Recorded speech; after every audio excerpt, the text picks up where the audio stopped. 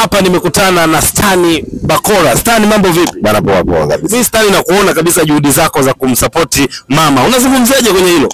Kiukweli mimi mwenyewe lazima nimsupport kwa sababu mambo mengi ameyafanya na yanaonekana. Kwa mtu wa namna hiyo lazima tumsupport kwenye namna yoyote. Yeah. Lakini kubwa hapa tumekuja kuzindua ilani mpya Chama cha Mapinduzi. Wewe kama na kusikiliza, yani kuzindua na kuisikiliza ile ilani, lakini pia tumekuja kusherekea kama vile kwa sababu ilani ya mwaka 2020 mpaka 25 imetekelezwa kwa kishindo. Unazungumziaje maendeleo ambayo yamefanywa? Bila shaka wewe umekuja na SGR.